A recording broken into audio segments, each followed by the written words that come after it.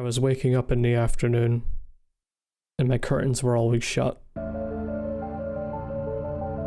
Time didn't really apply to me anymore.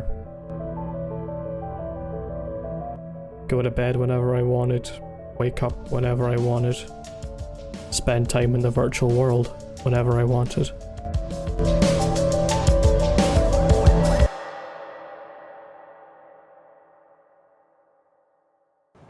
It was around March when the lockdown started.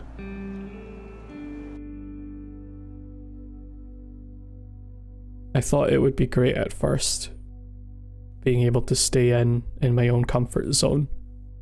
I could do my work in peace, no noise, no outside interference. My dad goes to work in the morning, so I was alone most of the time.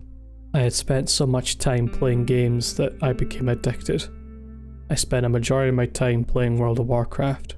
I got so into it that it severely affected my sleep schedule, going to bed by 7 in the morning to wake up at 6 in the afternoon. I remember getting up one day, walking to the kitchen, and my dad had just come out and asked if I was depressed. Eventually, I used my VR headset to meet and interact with others. I met a lot of cool and friendly people. It felt nice just sitting across from someone at a virtual bar and just talking. It reminded me that despite COVID, people were still coming together in their own ways. It inspired me to ask others how they dealt with the lockdown. So how are you guys doing? Doing Pretty okay. good. Yeah, Yeah. doing well. How are things in Manchester? Still pretty locked down, unfortunately. Can't really All do right. much.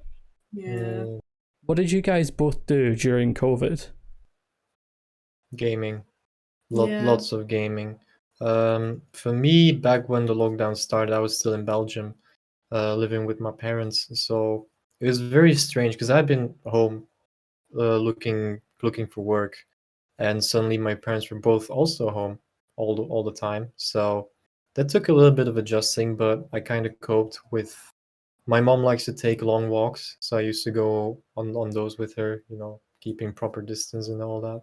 Uh, Yeah, just kind of, in a way, the beginning of the lockdown with both my parents at home was nice in terms of getting to spend more time with my family. Like, we watched Netflix shows, we played chess together, we went on those walks, and yeah, the rest of it was just business as usual when looking at what I would usually do in my free time, like gaming or watching shows or reading books, stuff like that. Yeah. uh, I've discovered that even though we're all in lockdown, we can't actually do much. We can still connect with one another through technology, like the internet, the virtual world. Doesn't really have to be this thing that brings us down, and we can all still come together and help each other out in whatever way that we can. Yeah, that's true. I mean, you and I, we've known each other for what, like 10 years, if not more now? But we hadn't talked in a really long time. And then you started streaming during lockdown. I jumped in and we've just reconnected like so much over the past few months. Yep. My friend set up a drawing Discord actually as part of like a way to get us all talking again and kind of doing something a bit different. Because obviously I think we do stagnate when you're just stuck inside all the time, and it was kind of an incentive like, okay, Thursdays we'll draw. And it's like still life drawing, like we'll put a video on and draw and then all share it. It was really nice. So yeah. After a while, I decided to use my gameplay creatively to produce videos for my guild members. Before I knew it, I had turned an addiction into something positive. It was nice putting the videos out and getting all the feedback. It also helped improve my Adobe skills a bit. And of course, during all of that, the lockdown started to ease. People could actually go out.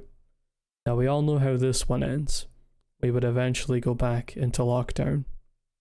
But I've learned over the course of the lockdown that you can take something as negative as game addiction and turn it into something positive and something creative. I've been producing content this whole time and producing things right now, and I've made new friends, I've met new people, and I've learned some important lessons. COVID might stop us from going out, but it can't stop us from pursuing creative things in our lives, and it can't stop us from communicating and being there for one another.